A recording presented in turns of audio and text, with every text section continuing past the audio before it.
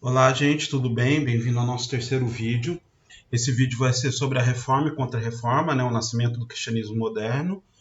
É um tema muito interessante e importante, porque ele vai mostrar as transformações pelas quais passou o cristianismo após a Idade Média e como isso transformou esse cristianismo e se relacionou, né, com os processos do Renascimento, das navegações e também de elementos que vieram antes, como as cruzadas, e levaram a uma reformulação do cristianismo na Europa.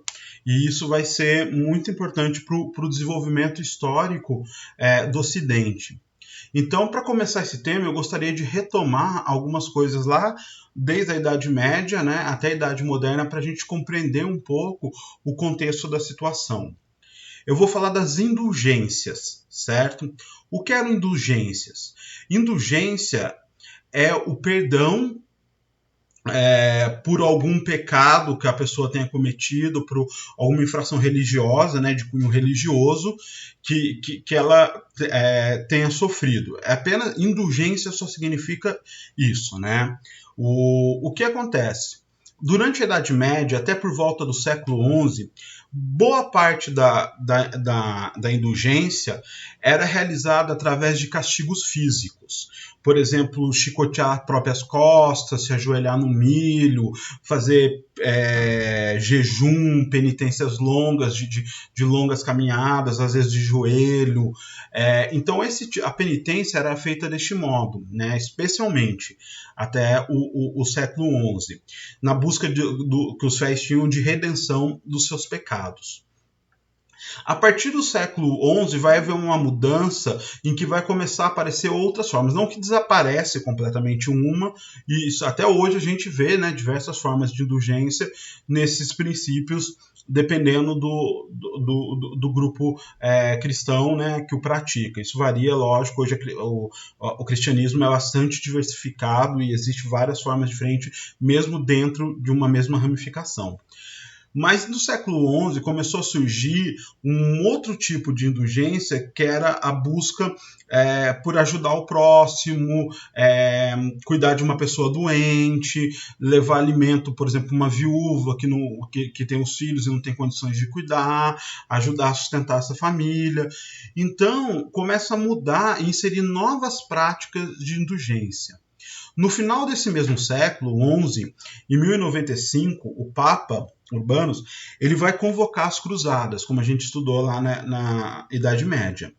E dos elementos que o papado reconhece para aqueles que partirem para as cruzadas é a indulgência total. Ou seja, aquele que se voluntariar e partir nas cruzadas, seja ela em direção às terras conquistadas na Península Ibérica ou em Jerusalém,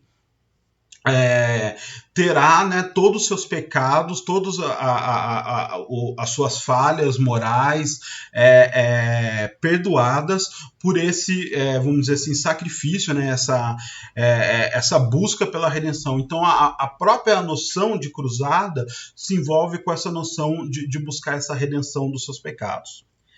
Acontece que nos séculos seguintes, 12, 13, 14, vão começar a surgir devagar, em alguns lugares ganhando mais apelo, em outros não, a venda de cartas de indulgência. O que significa isso?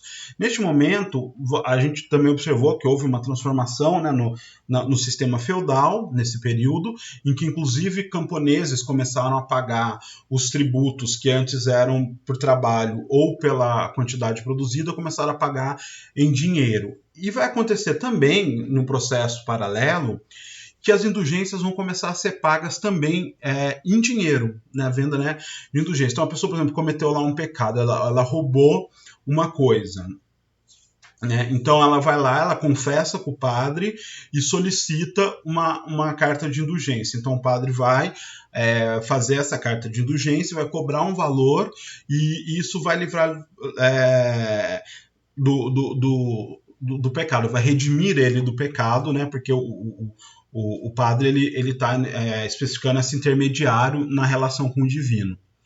E aqui estamos falando, né, especialmente da Igreja Católica, exclusivamente da Igreja Católica, por enquanto, até porque não houve o processo ainda de reforma e contra-reforma.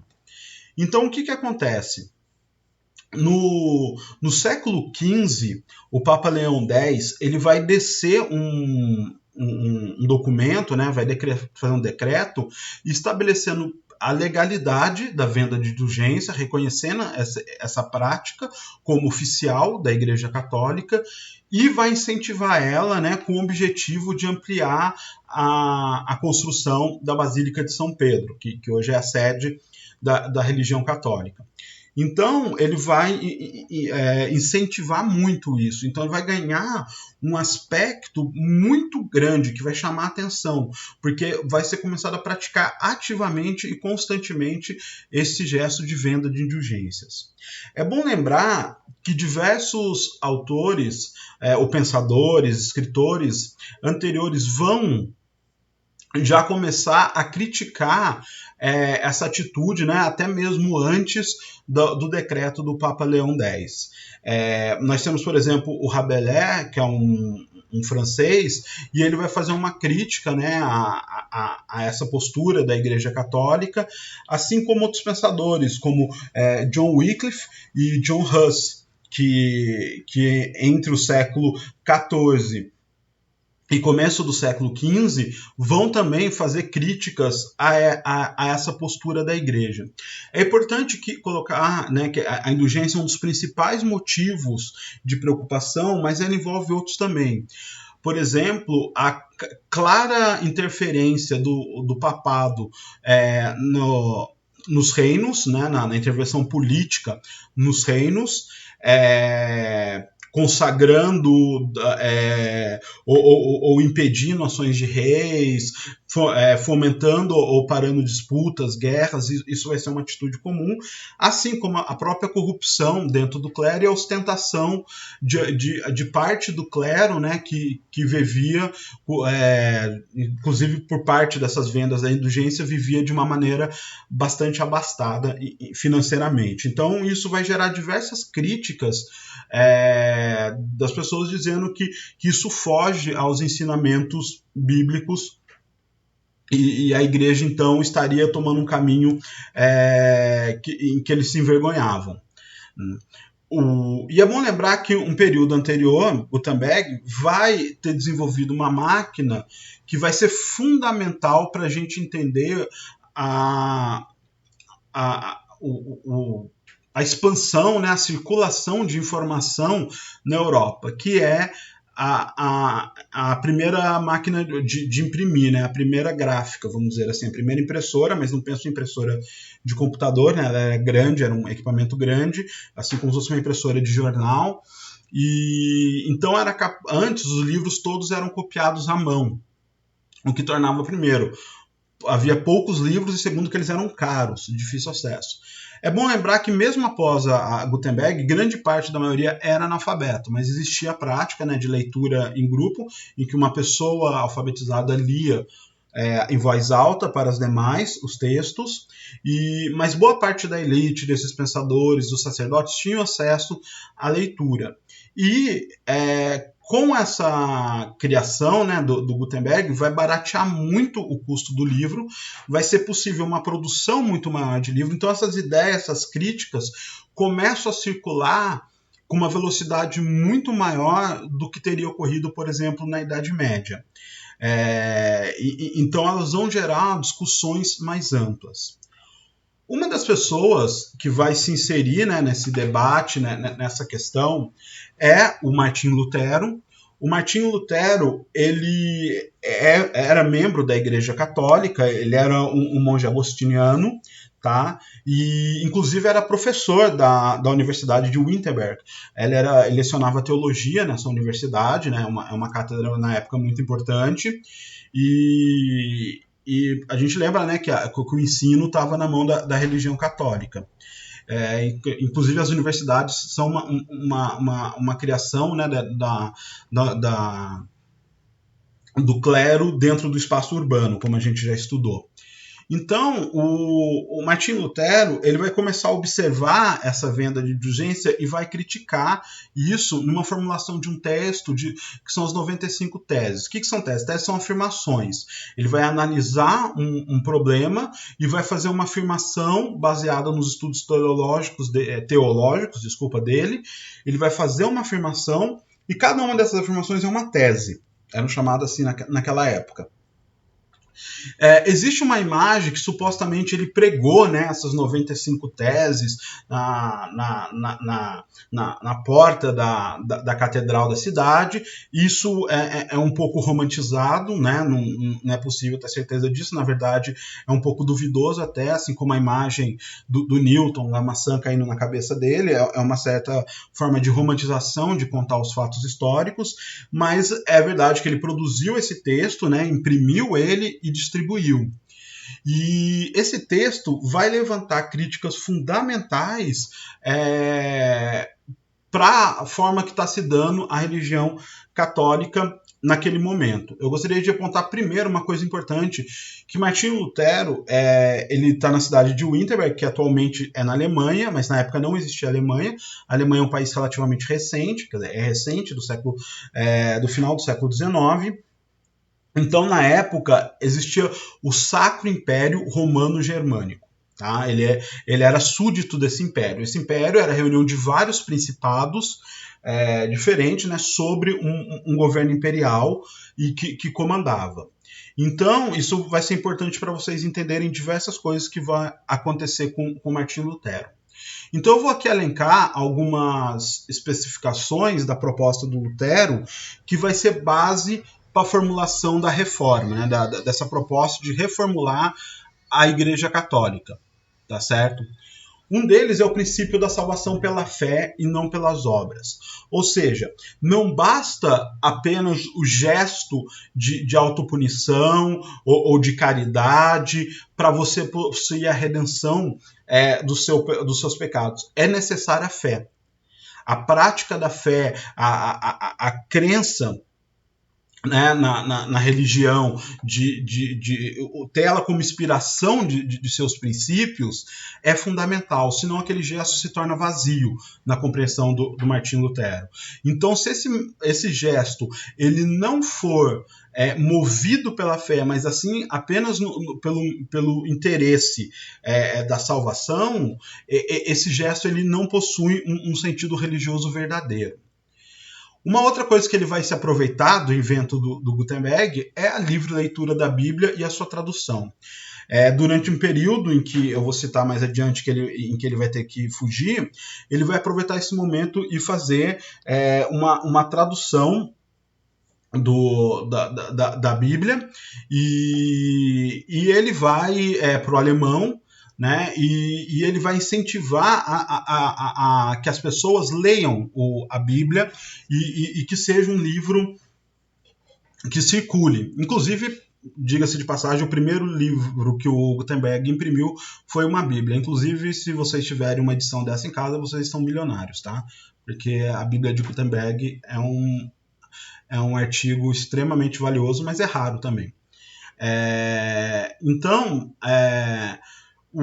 essa atitude dele tem uma relação muito importante, que é o seguinte: antes, além das pessoas serem analfabetas, em grande maioria, parte dos alfabetizados não tinham acesso a outras línguas em que está escrito a Bíblia, como, por exemplo, o latim, o aramaico, o grego. Então se tornava uma leitura muito difícil, mesmo para as pessoas que não tinham esse acesso. E que tinham acesso à leitura, no caso. Então, isso era uma forma da igreja, né, enquanto sistema político, controlar a proliferação de significados daquilo. Porque se você lê aquele texto e entende de uma forma, a igreja regula para que essa forma não seja aceita. Que apenas a interpretação da Bíblia que ela produz seja acatada. E uma das formas disso é impedir que a pessoa desenvolva a própria interpretação da Bíblia. Isso caracteriza um status de poder, né, para para a igreja, né? O controle do principal elemento que atribui sentido e significado para o pensamento da Idade Média e moderna e até mesmo contemporânea, né? No Ocidente. Então, essa relação de controle dessa produção de significado é muito importante. Uma outra questão que ele traz é a extinção do clero regular, do celibato e do uso de imagens religiosas. Né? O clero regular é o clero que ele é oficialmente ligado à igreja, como se ele fosse um funcionário. O padre é como se fosse um funcionário, né, da igreja, ele presta contas à igreja e ele precisa, né, ser vinculado a essa instituição que é a igreja para poder agir, né, na sua pregação, nas suas relações religiosas, realizar os sacramentos. Então ele precisa passar por essa instituição. Ele vai falar que não é necessário, né, que o estudo da Bíblia, a dedicação pela fé, pode tornar uma pessoa digna de exercer o trabalho de um sacerdote. E outra coisa que ele vai criticar é o celibato. Né? A igreja condenava, impedia que os seus padres, né, que seus sacerdotes, seja de qual nível for, pudessem se casar ou ter relações, né, amorosas e sexuais. Eles tinham que levar uma vida casta sem constituir família. E Martinho Lutero vai fazer uma crítica, né, isso de como que uma pessoa que a princípio ele vai sustentar a ideia de família, orientar pessoas a cuidarem das suas famílias, como é que essa pessoa ela não vai constituir a própria família, que isso é importante para a experiência religiosa. Então ele vai criticar essa ideia. E o uso de imagens religiosas, ele vai trazer, né, da Bíblia a questão da idolatração dos ídolos, né, a veneração dos ídolos, e dizer que essas imagens, especialmente de santos, é um desvio dos ensinamentos da Bíblia, então não deve ser aceito. Dos sacramentos que a Igreja Católica constituía, ele vai aceitar apenas dois, o batismo e a Eucaristia. A Eucaristia com uma pequena mudança que a gente vai ver, mas apenas o batismo, né? Outros sacramentos, como o casamento, a extrema-unção, a primeira comunhão, ele vai dizer que elas não são necessárias, né, para a concretização da sua ligação com o cristianismo, e ele vai colocar apenas esses dois sacramentos, esses dois ritos, como fundamentais para a igreja. Porém, a Eucaristia, ele vai dizer o seguinte, que essa Eucaristia ela se torna uma Eucaristia, de certa forma, metafórica. Por quê? No religioso daquela época do catolicismo, acreditava-se na transubstanciação da matéria. Ou seja, quando o padre, dentro do ritual religioso, sacramentava a hóstia e o vinho, era de acreditar que aquele vinho realmente tinha substância, né, no sentido de essência, do sangue de Cristo, e a hóstia, a carne de Cristo. Então ele vai dizer que, na verdade, não há essa transubstanciação, ele não se torna, por essência, o sangue e a carne, mas vai ter uma consubstanciação, ou seja, ele vai se tornar tal como, vai se tornar um símbolo, a partir daquele ritual, da carne e do sangue de Cristo. Então vai ter uma mudança, que é uma mudança de caráter teológico, teleológico é outra coisa, teológico, e vai mudar, né, a compreensão da Eucaristia. Outra coisa que ele vai propor, muito interessante, é que os cultos vão passar a ser na língua, que eu estou colocando em alemão, porque no contexto dele é alemão, mas na França seria em francês, seria na língua popular, para que as pessoas tivessem um entendimento. Porque os cultos da Igreja Católica, nesse período, eram realizados em latim, e a maioria da população não sabia falar latim, então muitas coisas a pessoa ia lá e cantava e repetia coisas que ela nem sequer sabia exatamente o que significava. Então ele vai acreditar que essa mudança vai trazer uma aproximação maior e vai propiciar esse princípio, né, da salvação pela fé, porque vai trazer uma relação de compreensão mais profunda. E gostaria de apontar aqui, que eu coloquei um pontinho de interrogação para a gente debater um pouco, a separação do poder temporal e secular. é engraçado porque isso vai ser uma moeda de duas faces, né? Ao mesmo tempo que o Martim Lutero vai jogar isso, ele vai jogar isso com interesses políticos. E então ele vai usar isso com interesses políticos. Nesse sentido, ele vai ao mesmo tempo negar esse direito, né, da igreja se relacionar com o poder político, mas ele sempre vai estar nesse jogo da relação política. Eu vou trazer aqui um pouquinho sobre a vida do Martim Lutero para a gente entender bem o que eu estou querendo dizer com isso. O Martim Lutero vai pregar essas 95 teses, né, vai colocar elas, vai expor elas em 1517. E isso vai criar uma grande disputa.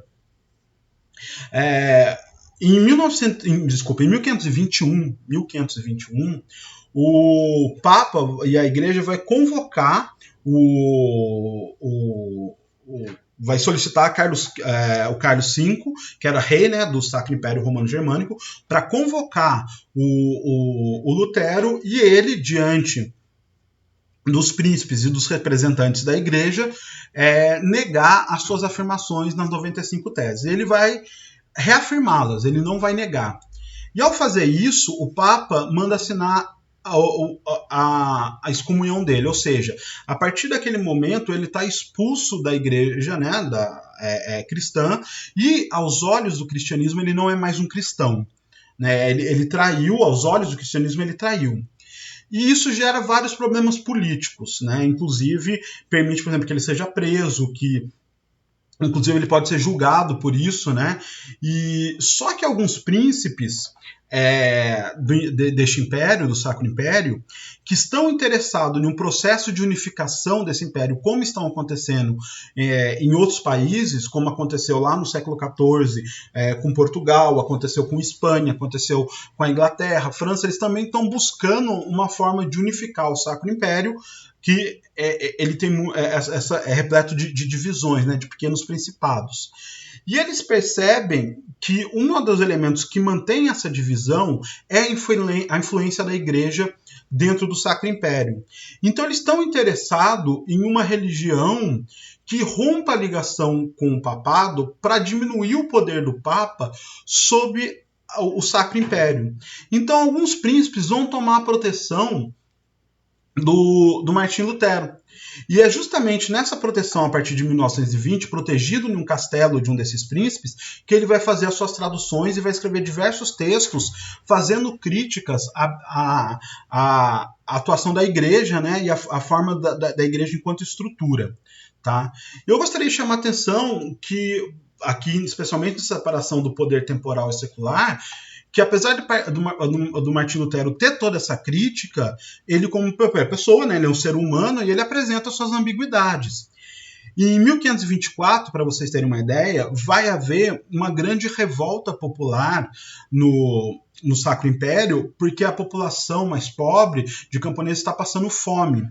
Então, eles vão se levantar, né, em revolta, saquear reservas de grãos, vão matar nobres, vai ter um grande movimento popular. E em 1524, o Lutero vai produzir um texto criticando esse movimento, aqui citando as próprias palavras dele, né? Contra as hordas de camponeses assassinos e ladrões, quem puder que bata, mate ou fira, secreta ou abertamente, relembrando que não há nada mais peçonhento, prejudicial ou demoníaco do que um rebelde. É interessante ele criar essa postura assim tão firme, né, de acusar aqueles camponeses de rebelde, já que no olhar da própria Igreja Católica ele é um rebelde. Então, essa coisa do rebelde, vamos dizer assim, está nos olhos de quem vê, né? Tem um filme sobre um samurai que é muito interessante, porque tem essa coisa da lealdade, da honra, em que um dos outros samurais vira para ele: mas o senhor, se fizer isso, vai ser um rebelde. Ele fala: eu só seria um rebelde se eu tiver falhado, né? Se eu tiver triunfado, eu não seria um rebelde. Então, tem um pouco disso. Como o Martim Lutero ele triunfa, ele não entra como rebelde, né? Ele possui um apoio, possui uma estrutura. Então, nessa vista, ele passa a não ser um rebelde. Como eu disse, com a proliferação do pensamento a partir da imprensa do Gutenberg, as ideias de Lutero vão semear não só ao longo do Império do Sacro Império, como também adiante. Vou fazer um adendo antes para vocês, tá bem? De por que os protestantes que participam da Reforma são chamados de protestantes. Ainda em 1529, o Carlos V vai convocar os príncipes para avaliar essa questão dessa reforma.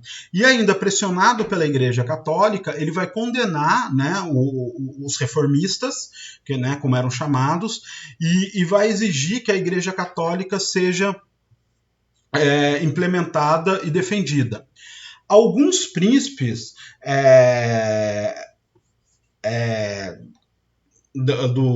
desse grupo vão se negar e inclusive vão se fortalecer em termos de armas, né, de exército, vão botar os exércitos deles em prontidão para proteger as suas cidades e instaurar nas suas cidades essas reformas religiosas, né, inclusive afastando o clero católico e inserindo essas reformas. E é justamente por eles protestarem contra as ordens do rei em 1529 que eles passam a ser chamados de protestantes, tá certo? Para a gente saber um pouco de onde vem esse nome. Mas ainda em 1555, o Sacro Império vai novamente convocar os seus príncipes, né, e eles vão suspender essas hostilidades, vão assinar um acordo para irromper, né, acabar com essas hostilidades internas, que vai ser chamado de Paz de Augsburgo, né, esse acordo. Então, nesse acordo vai dar direito à livre expressão religiosa. Então, dentro do Sacro Império, essa questão vai ser apaziguada, mas isso vai gerar guerras religiosas por toda a Europa, por todo o resto da Europa, França, Inglaterra, entre outros países, vão acompanhar esse processo de guerra que vai acontecer e eles vão passar por essas disputas entre os protestantes, os reformistas, né, e os católicos. Na França, as ideias do Lutero vão chegar e uma das pessoas que vai se tornar bastante adepta dela vai ser um frei chamado João Calvino, que vai, e além das ideias do Lutero, ele vai também fazer um arranjo com a teologia, né, com o conhecimento teológico dele, em que ele vai inserir novas ideias que estão profundamente ligadas com os valores dessa nova burguesia que está surgindo. Eu trago esse quadro aqui para vocês verem, porque eu acho ele muito interessante, além de muito belo, porque ele traz um pouco da imagem, né, de quem que eram esses calvinistas, né, ligados à burguesia, que estão se formando. Como a França é um país extremamente ligado ao Papa e à Igreja Católica, o Calvino vai ser expulso e vai para a Suíça. E lá ele vai fundar, né, a sua reforma, e os seus seguidores serão chamados de calvinistas. Né? Os calvinistas vão receber o nome na França, os que ficam na França e seguem a tradição calvinista vão ser chamados de huguenotes. Tá? Então, ele vai acrescentar algumas coisas, né? Tudo aquilo que a gente conversou do Lutero, ele apoia, só que ele vai acrescentar algumas coisinhas aqui que eu queria trazer para vocês. Primeiro, que ele vai acreditar que a predestinação já está determinada, ou seja, aquelas almas que serão salvas e vão para o céu, já nascem salvas e já vão para o céu. Né? Então elas já nascem, vamos dizer assim, puras, são pessoas de caráter muito puro. E como é que você percebe que uma pessoa tem esse caráter?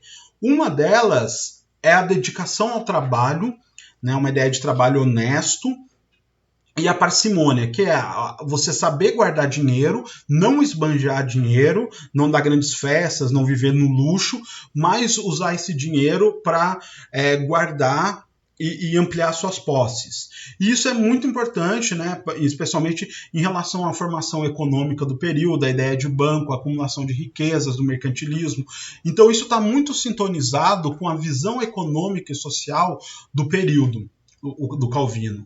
E vai ter uma valorização desses comerciantes, que muitas vezes foram mal vistos pela Igreja Católica.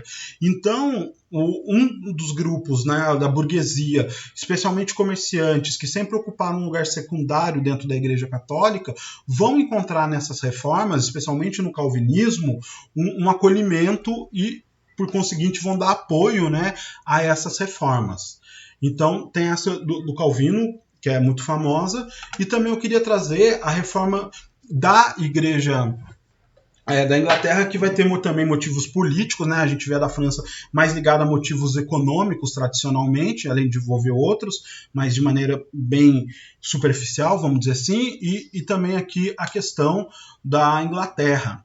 Essa questão é muito importante a gente pensar pelo seguinte, ela vai envolver o rei Henrique VIII. O Henrique VIII, sobre número, gente, eu não sei como é que vocês sabem, mas você só fala em número primeiro, segundo e terceiro até o terceiro. A partir do quarto, você diz 4. Por exemplo, não existe João IV, é João IV. Tá? Então é Dom Pedro I, Dom Pedro II. Se tivesse um Dom Pedro III, seria o Dom Pedro III, mas o 4 já seria o 4. Então só vai até o terceiro, tá? Para vocês aprenderem a nomenclatura de fala normalmente desses nomes que indicam sucessão. O Henrique VIII, ele era casado com a Catarina de Aragão, né, ligado ao reino de Aragão, que vem a formar a Espanha, e ele tá, como eu disse para vocês, esses casamentos são casamentos que são acordos políticos, e ele está interessado na unificação da Inglaterra, né, a Constituição do Reino Unido. Então, porém a Igreja é contra isso, porque isso vai fortalecer posições contrárias à Igreja, né, pode fortalecer a Inglaterra perante aos reinos ibéricos, especialmente a Espanha, né, os reinos ibéricos são Portugal e Espanha, e esses dois reinos são fortemente ligados à Igreja Católica. Então, o Papa ele vai influenciar e vai negar o divórcio. O Henrique VIII vai convocar o parlamento inglês e vai, dentro do parlamento, conseguir a aprovação do rompimento do reino da Inglaterra com o papado, dizendo que a partir deste momento a coroa inglesa não está mais sob a bênção do papado. Obviamente ele vai sofrer uma excomunhão do Papa, né? Ele vai ser desconsiderado como cristão, porém a resposta dele vai ser a criação da Igreja Anglicana. Ou seja, né, os ingleses eles possuem uma origem anglo-saxônica, então de origem anglo, né, que tem a ver com a origem da Inglaterra. Então a Igreja Anglicana. E essa igreja, a princípio, não tem diferença quase nenhuma da Igreja Católica. O Henrique VIII ele não está interessado, preocupado exatamente com a teologia dessa igreja. A única coisa que ele determina é que o chefe dessa igreja será o rei ou a rainha da Inglaterra, né? Quem estiver assumindo o trono será ocupará o lugar, vamos dizer assim, do Papa, da pessoa, da figura máxima dentro desse cristianismo. E se aproveitando, né, dessa reestabilização da religião, ele vai casar com Ana de Bolena, que era uma das mulheres da corte. Quem vai assumir essa religião anglicana e vai fazer diversos atos como desapropriar a Igreja Católica, usar os templos dela, fazer uma definição teológica mais próxima da reforma luterana, vai ser a filha do Henrique VIII, a Elizabeth I, que vai, ao assumir o trono, estruturar essa religião, tá bem? E vai organizar ela. Obviamente, a Igreja Católica não ia ficar, né, diante desses acontecimentos sem dar uma resposta. Afinal, nós estamos falando de uma tradição aí de milênio, e aí não ainda de milênios, né, só a partir do ano 2000 a gente fala, se bem que o cristianismo ele é católico, como a gente conhece, ele surge por volta do século IV e V. né? Mas aqui provavelmente deve ter cerca de 1000 anos, né, essa igreja, e então ela não está disposta a isso. Uma das coisas que ela vai fazer é começar a dar apoio a diversas ordens que, como por exemplo os capuchinos, que pregam, né, é uma ordem de juramento de pobreza, em que vai levar essa imagem, né, vai tentar diminuir essa imagem de ostentação da igreja, e levar esse trabalho junto aos pobres, mas principalmente uma companhia que é fundada em 1534 por Inácio de Loyola, e que ele vai fundar a Companhia de Jesus, chamado de Jesuítas. Essa companhia, ela tem uma forte ligação com o sistema educacional, né? Os seus membros, eles são bastante estudiosos, especialmente de línguas, conhecem diversas línguas, culturas, é uma ordem que investe muito na educação, e inclusive vai ser uma das ordens responsável pela formação educacional no início do Brasil colônia, até que Marquês de Pombal expulsa eles do Brasil. Essa ordem jesuítica, ela vai ter uma relação muito importante, porque se a gente vai observar no próximo vídeo, no vídeo 4, as expansões marítimas. Então vai se perceber que neste momento está se descobrindo novas terras, no caso da América, e tendo contato com terras distantes que já se conhecia, mas que não se tinha ligação direta, como por exemplo a África e a Ásia. E esses jesuítas vão se tornar missionários, além de outras ordens, os franciscanos também vão tornar missionários, vão criar missionários, diversas ordens, mas os jesuítas em especial, de buscar novos fiéis nesses novos lugares, no Novo Mundo, né, e nas regiões para a qual está se estabelecendo o comércio. Então, vendo que está perdendo o número de fiéis e espaço político dentro da Europa, a resposta da Igreja Católica é tentar se expandir para o resto do mundo. Tá certo? Pensando nisso, vai ser convocado em 1542 o Concílio de Trento. O concílio é uma reunião, né, da igreja, dos líderes da Igreja Católica, que vai debater um assunto. E esse debate era a questão da reforma. É um concílio longo, que vai ter momentos que ele vai parar, retomar, ele dura até 1563, quando ele é dado por encerrado, e ele vai aceitar que é necessário, né, fazer reformas na Igreja Católica, que vai ser chamado de contra-reforma. E essas reformas incluem diversas coisas. Uma delas, por exemplo, é que o clero vai exigir do clero uma determinada formação. Porque antes boa parte do clero era formado por filhos da nobreza, que eram segundo, terceiro filhos. Por quê? O nobre, naquela época, ele quer ter um filho homem para poder dar, né, o título dele e as terras dele. Né, numa sociedade patriarcal em que a mulher não é reconhecida, né, como digna de levar, né, o nome da família. Então, essa relação patriarcal, desse machismo, vai ter esse desejo. Porém, quando você tem um segundo, terceiro filho homem, é bom porque você tem tipo uma reserva, né, na visão deles. Aí, se der algum problema com o primeiro, ele morrer em guerra, doença, alguma coisa, você tem ali um filho estepe. Mas o problema disso também é que pode dividir a herança. Então era comum esses segundo, terceiros filhos, homens, a mesmo filhas que eles não conseguiam um casamento que estabelecesse alianças econômicas e políticas, de enviarem, né, para o clero, de virarem padres ou freiras. E muitas vezes as pessoas não tinham um desejo, né, um objetivo de ter uma vida religiosa, não eram pessoas com uma firmeza em sua fé, né, que exige nesse tipo de trabalho, no sacerdócio, e então eram pessoas que estavam lá para assumir relações políticas, ajudar nessa parte administrativa da igreja, e muitas delas não tinham sequer conhecimento religioso, né? Então um desses problemas vai ser isso, vai começar a exigir uma formação do clero. Vai ser criado, eu volto aqui depois, eu vou falar isso aqui primeiro, o Index. O que é o Index? O Index é uma lista de livros proibidos. Entre eles estão, obviamente, os livros de Lutero, né? Os livros dos reformistas, como livros considerados hereges. Rabelais, por exemplo, vai ter o seu livro, né, censurado. É uma lista de censura que vai dizer que os cristãos não podem ler esses livros, vão ser livros proibidos pela Igreja Católica, porque eles ferem a, a, a ortodoxia cristã, né, o paradigma de religião cristão. E uma das coisas que vai ser reanimada, porque já existia, é o Tribunal do Santo Ofício, também chamado de Inquisição. Tá?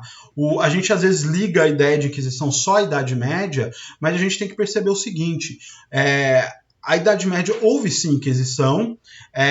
Por incrível que pareça, na Idade Média o número de homens mortos pela Inquisição foi maior, porém a Inquisição também era um movimento muito menor.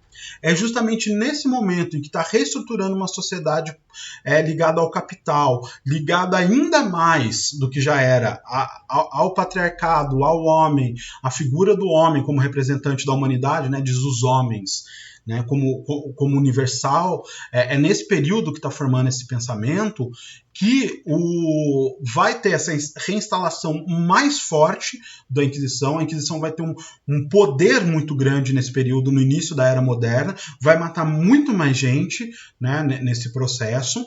E neste momento que as mulheres vão ser mais caçadas nessa relação. Isso tem a ver com várias estruturas culturais e políticas que talvez levaria nosso vídeo até um tempo quase que insuportável, mas é uma dica aí de vocês procurarem e darem uma olhada para vocês estudarem, que é um tema muito interessante, tá?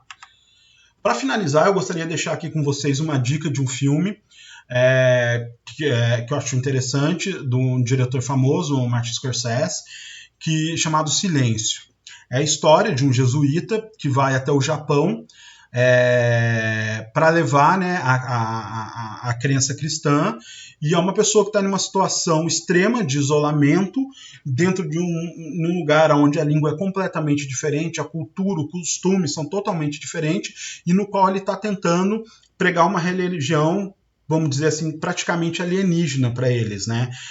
Não há nenhuma referência cristã para os japoneses, né? Inclusive valores do cristianismo, por exemplo, como humildade, não são valores importantes para um japonês, em qual a honra tem um valor maior, por exemplo, do que o martírio cristão. Então vai gerar essas disputas e essa dificuldade, inclusive no próprio jesuíta, que vai encarar, né, a relação com a sua própria fé. Então é um filme interessante para debater esse tema, e a gente vê esse trabalho, né, dos missionários e essa relação, e também conhecer um pouco desse momento histórico. Então agradeço vocês aí pela paciência de ver o vídeo até aqui, e até o próximo vídeo, até o vídeo 4, certo, gente? Brigadão e bons estudos.